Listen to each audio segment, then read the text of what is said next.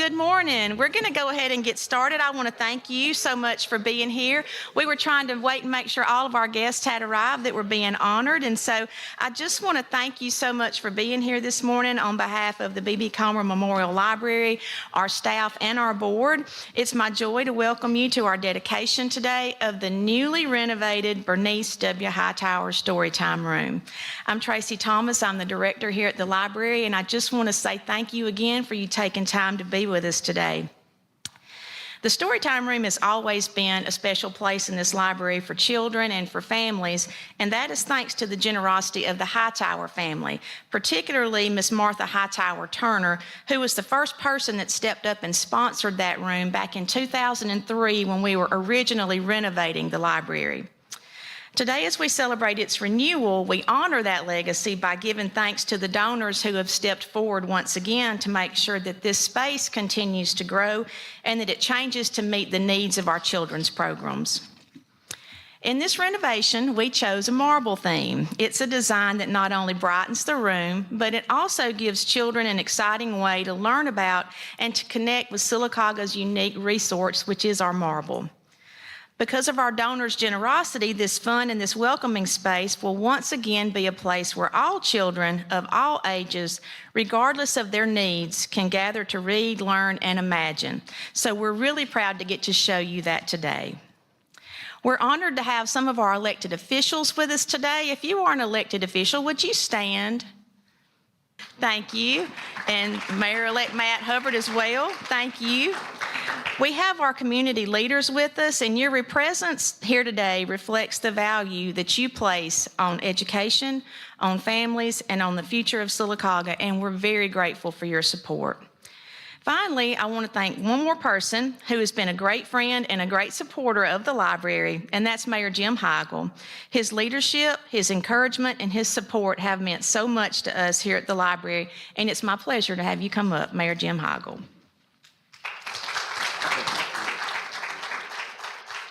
Thank you very much, Tracy, and good morning, ladies and gentlemen. On behalf of the city of Sylacauga, I would like to present the following proclamation for the Hightower Storytime Room dedication.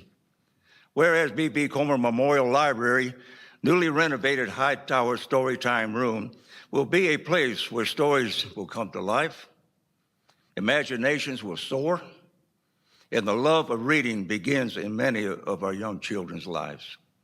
And whereas the Storytime Room will be a place where children can gather, listen, dream, and begin in their lifelong journey with books.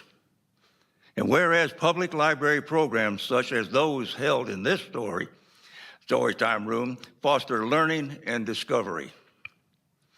And whereas children's interactions with stories inside this room will spark curiosity and creativity that will continue for years to come. Whereas innovation in the vision of the Hightower Story Room is more than just a beautiful renovated part of this library building, but enrichment in the future of our children and our community lives. Now, therefore, I, Jim Heigl, Mayor of Sylacauga, do hereby present celebration of the Sylacauga community dedicated on this historical Hightower Storytime Room inside Sylacauga B.B. Comer Memorial Library, dated this 30th day of November 2025. Tracy, would you come and accept this proclamation? Thank you, Mayor Heigl. Thank you. Thank you so much. Appreciate it.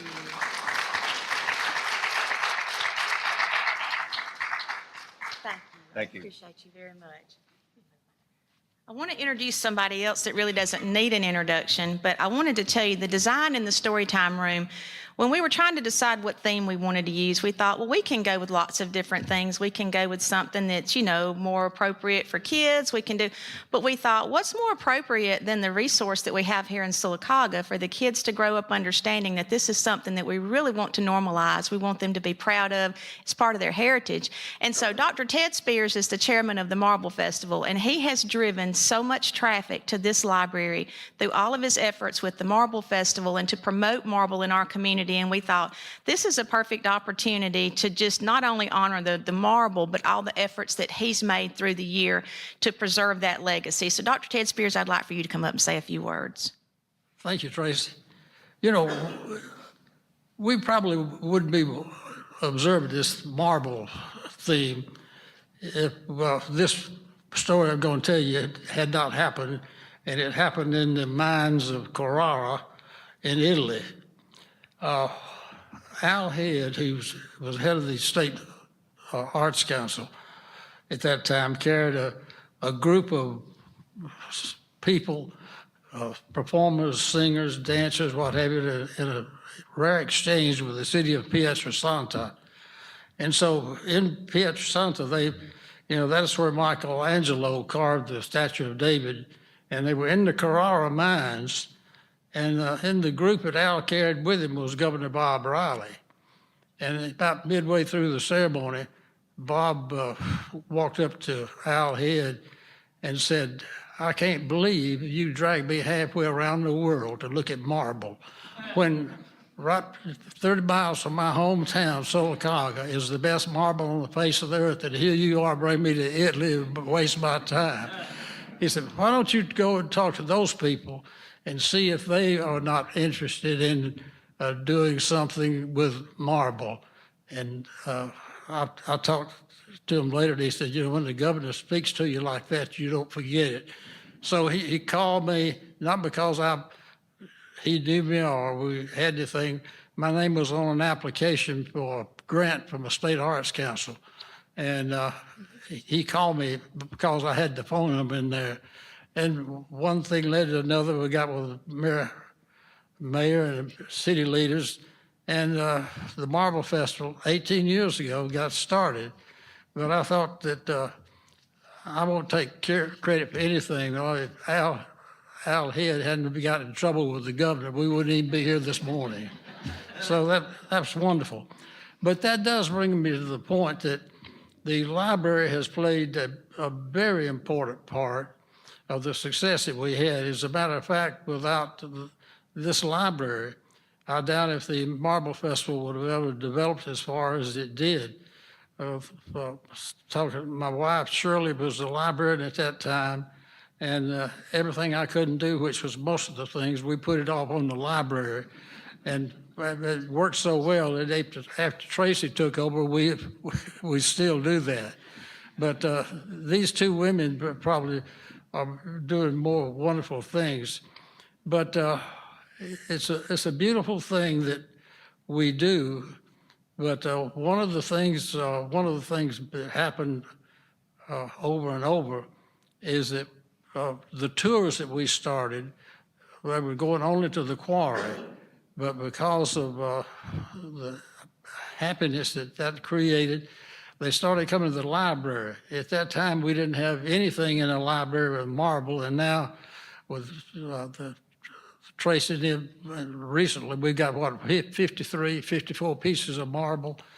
And there's not another library, as a matter of fact, there's not another museum that has the quality of marble that we have because of the work of this library.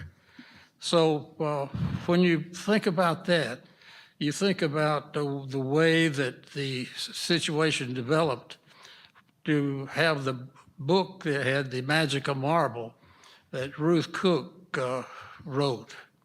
She came and worked for years and days, and it seemed like a lifetime, Ruth. I know you, but that's one of the best and the most definitive information on Sylacauga marble. And that eliminates this thing that I heard that irritated me to death, that people who lived or were born here and for years and years, they said, "I didn't know Sylacauga had marble."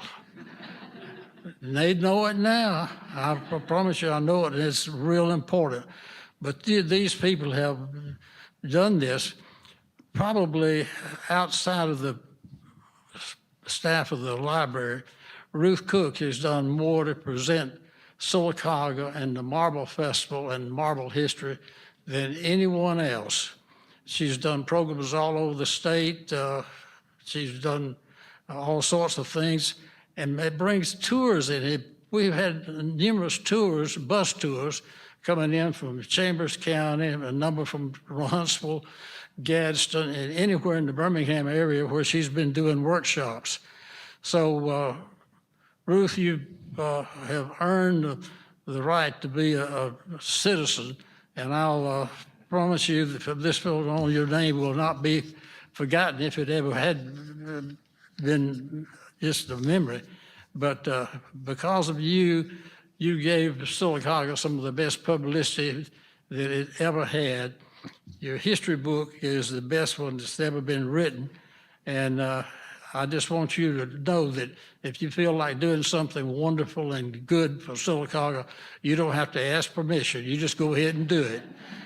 And at this time, I'm turning it over to Ruth, and she has some absolutely wonderful Marble stories that she will tell you. And Ruth, you are the best, so if you'll come forward. Welcome, Ruth Cook.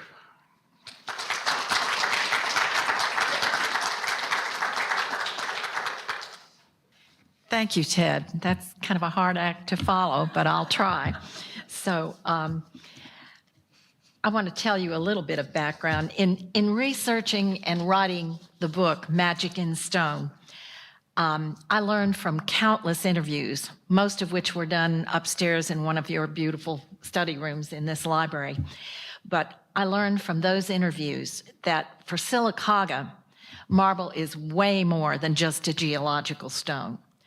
It's a generational story of artistry, craftsmanship, industry, and very definitely family heritage. This storytime room, which I've seen the painting on the walls, it's fantastic, named in honor of the Hightower family, ensures that children who gather here will know from their very earliest years the marble heritage of their community. And a part of that heritage that I discovered in many of those interviews was the fond memories of children who grew up in Gant's Quarry and the surrounding area. They were children from about 1905 on up through the 1960s who grew up in the Gant's Quarry area. Many remember the loud whistle that blew to begin and end each workday. It also blew as a warning when there was going to be a dynamite blast, and then everything in that entire village would shake. Sometimes it cracked a porch or a wall in a house. But everybody that I talked to remembered those blast days. Friday payday at the quarry, the workers, that was often a highlight for the children who lived out there, because Daddy would go get his pay envelope, which had cash in it, no checks, no, online stuff. Cash full envelope. And when they left, be in the late afternoon, so school was out, they'd take their children and they'd go to the company store to get groceries and supplies and that kind of thing. But Shirley Blankenship Williams now, her father would let her choose a popsicle or a candy bar when she went with him to the company store. Chuck Wilson, who was another child out there, would choose a treat of some sort, and then he'd always ask for a second one for my little sister back home.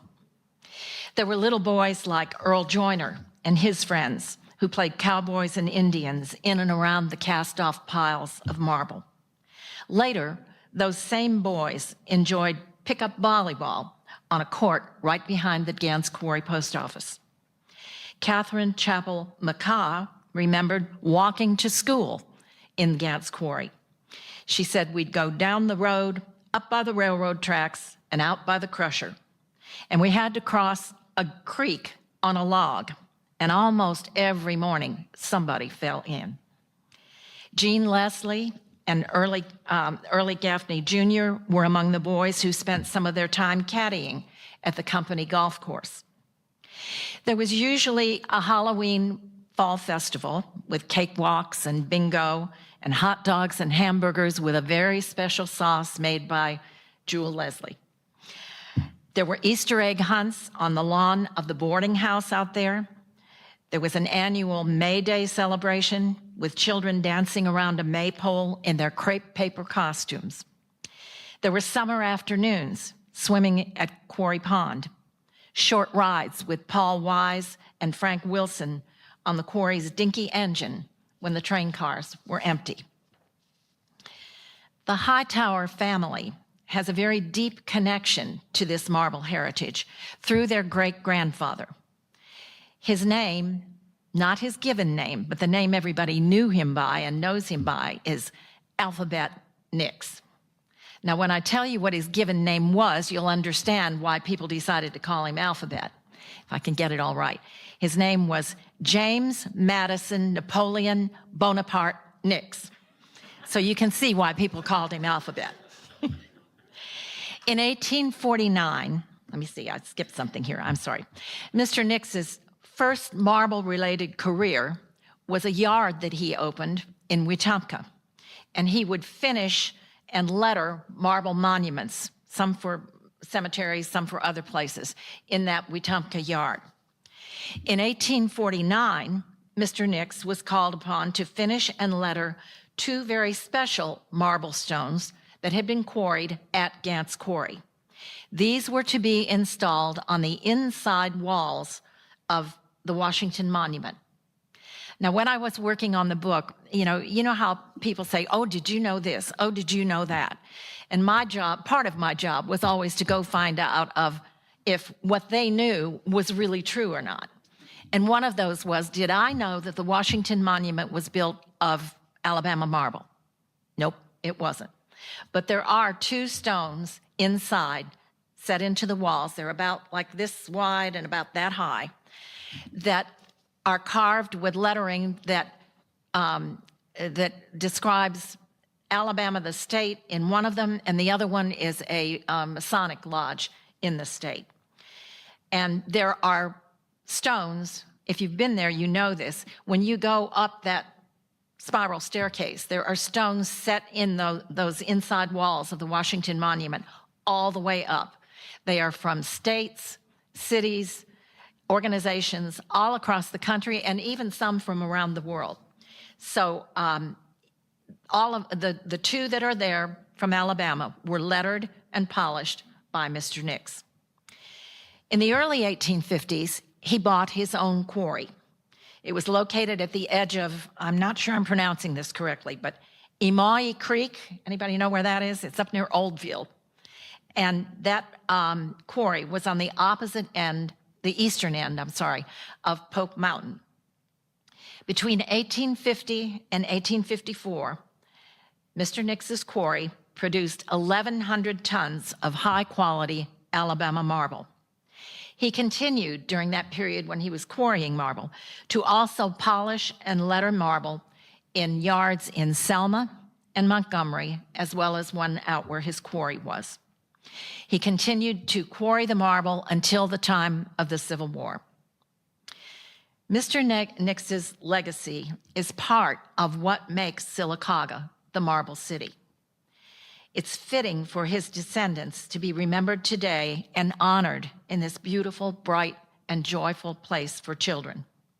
Just as marble shaped this community, this story room will enhance the imaginations and the futures of Sylacauga children for years to come.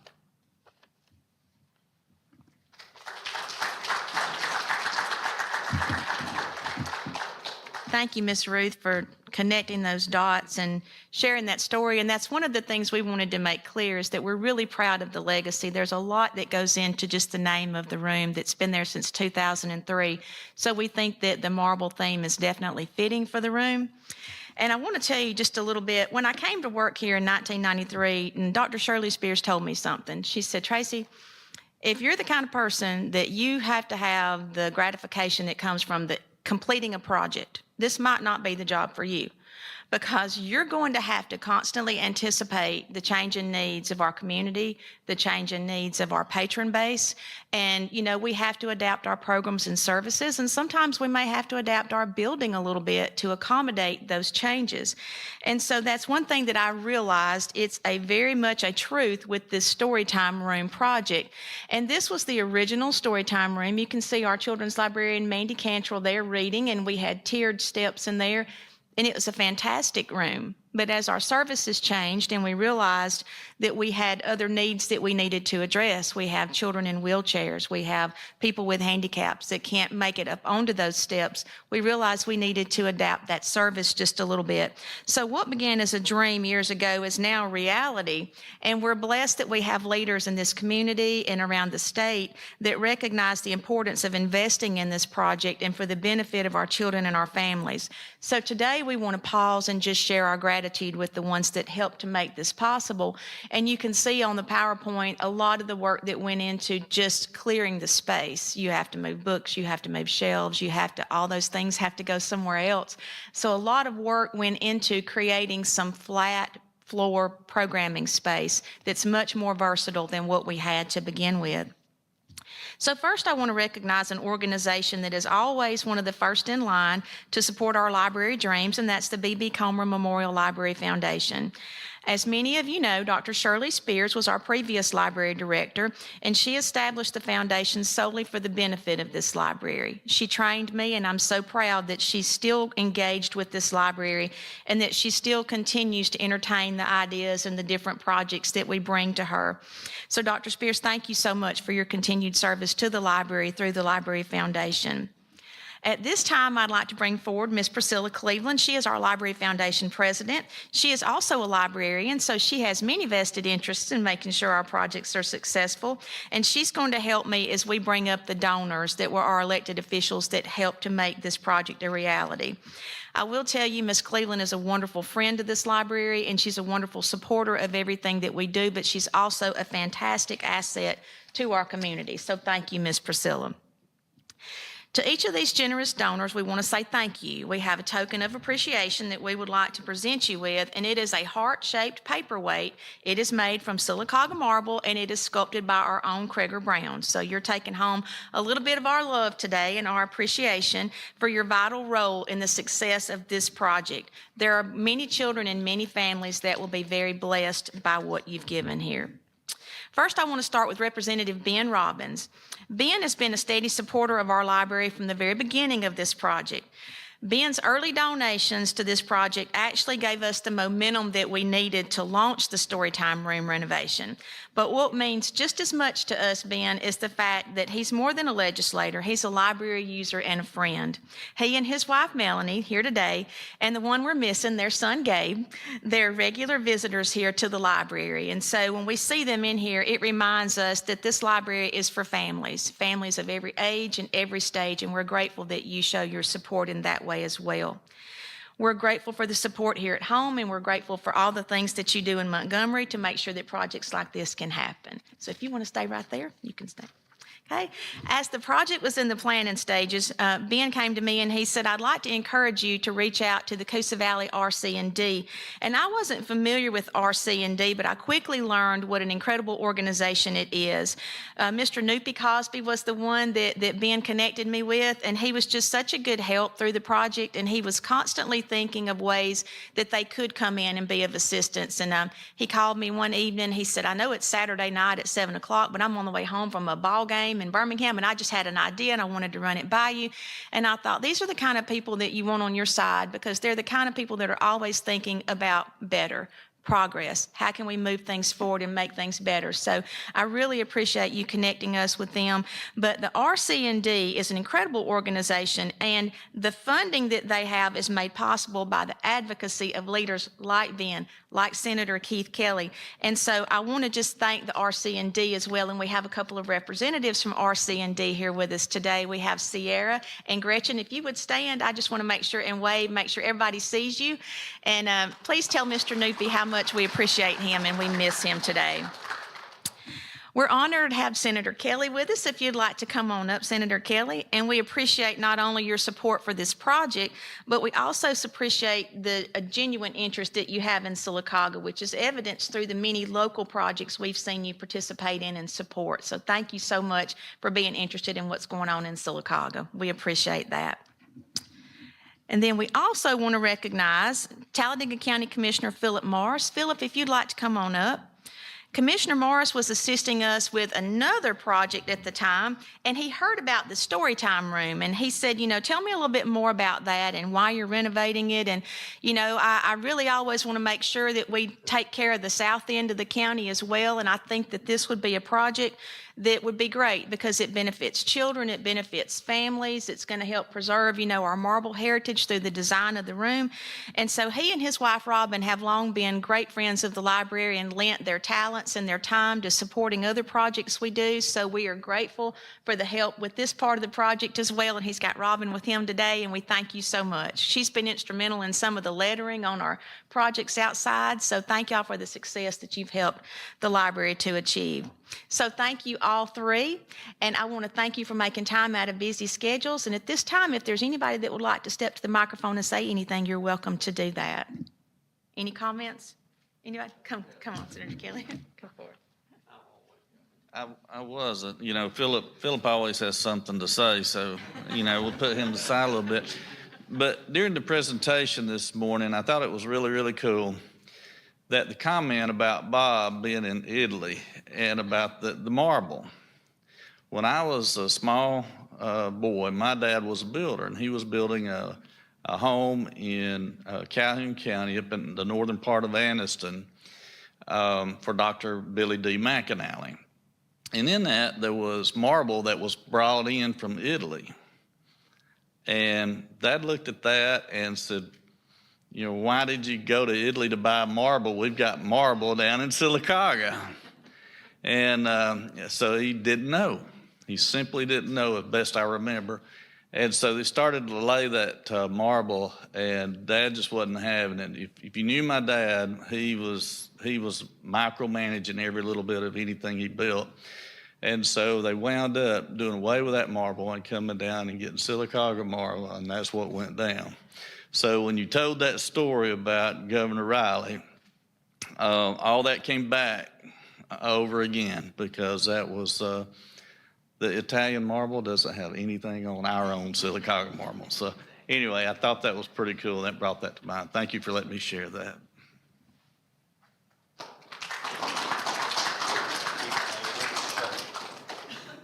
I was just told by my librarian to cut it short.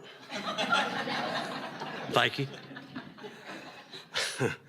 I've been a friend of the library, I guess, since I've been old enough to know about the library. I don't know why, considering I'll get to that in a little bit. But when I was elected city council back in, some of y'all might remember I was on the city council. It's been 25 years ago or so. Miss Spears walks up to me. I hadn't been elected very long. I was in my early 30s. So it's been nearly 30 years ago, or 25, 26 years ago. She walked up to me. She's, do what now? Yeah, at least. But anyway, she walks up to me after a council meeting or somewhere at an event, and she said, you know what, you're my cousin. I said, really?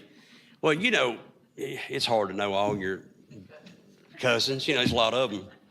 And I said, how am I a cousin? So she explained to me. When she got through, she looked at me and said, you're a fan of the library? And I said, yes, ma'am, I sure am. So I've been one ever since. I don't think she gave me much of a choice. But yeah, it's just through the years of living here and seeing it, it's just amazing what the library has done and where it's went. It's just amazing. And everywhere I travel, and I work out of town a lot, and people come here, they just can't believe it. That what we've done here in Sylacauga, it's just, I guarantee a lot of people need to be proud, and I know we are. And the only other thing I've got is I've never done this before, but being a fan of the library, when I was in high school, I wasn't that good in the library. Y'all can imagine, most of you that know me. So I'd like to publicly apologize to my library teacher. Will you accept my apology? Thank y'all.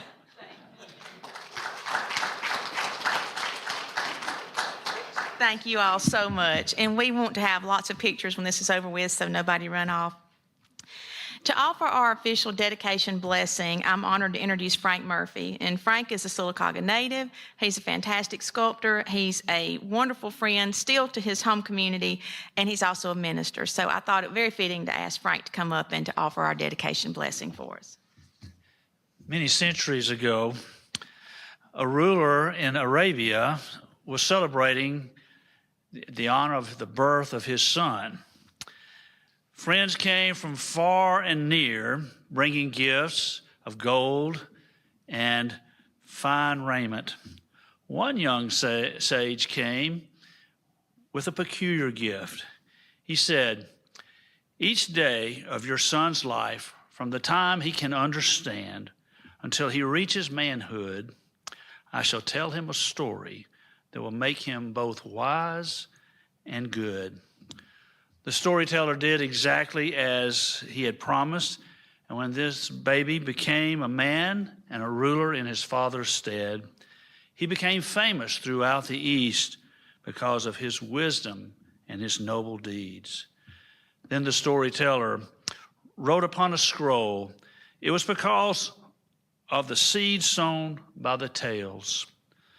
The seeds of development are sown in the hearts of children as they hear the tales of imagination, of courage, of bravery, of beauty and love. The power of story touches the heart, feeds a yearning for experience, unlocks imagination, brings hope and morality and transformation. Stories amuse us, inspire us, and move one toward understanding of life as it is and as it can become. From the parables of Jesus, with their power to confound and convict the narrow-minded, but to open the eyes of those who are willing to see, to Cervantes' tales of the mad knight Don Quixote, through the short stories of Mark Twain, through the adventures of Tolkien, to the fables of Aesop, to the fairy tales of Grimm, and to the biographies of all those who have come before us, story speaks to us of the truths of life. Story brings ideas, dreams, and mystery to be discovered. Story helps us to remember. It unites us in a holistic way to our nature, to culture, to our roots, and to all our humanity. And when the world is too much for us, stories provide an escape and a means of healing. In a sense, then, every story is our story. May we pray.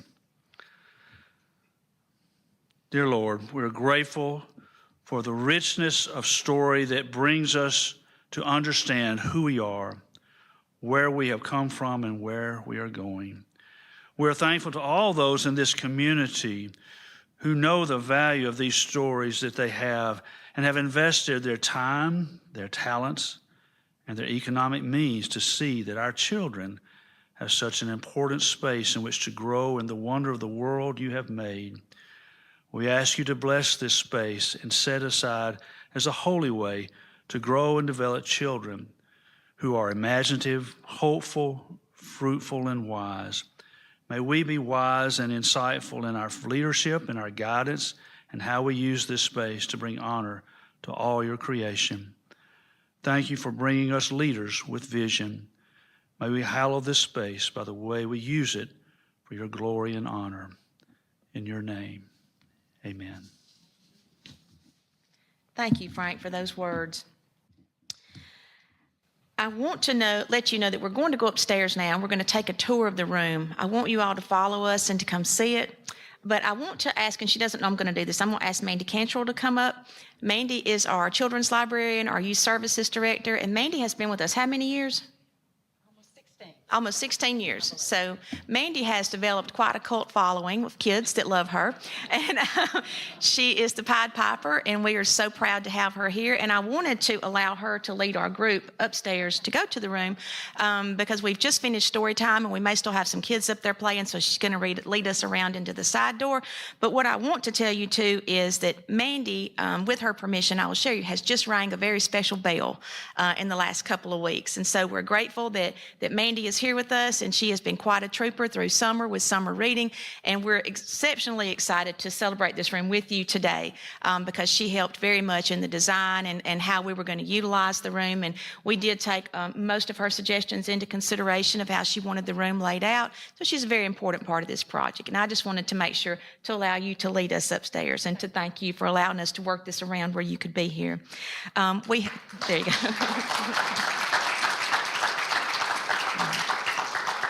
Thank you again for being with us today. We're going to go up and take just a quick 5-minute tour of the room, and then we're going to come back downstairs, also the Hightower room, to the room across the hall. We have a little lunchtime reception set up for you, so I know you need to grab lunch before you go back. So thank you all so much for being here to celebrate with us. I do want to get pictures. We'll go up to the room, and we can take some pictures in the room. Thank you all, and you can follow Mandy.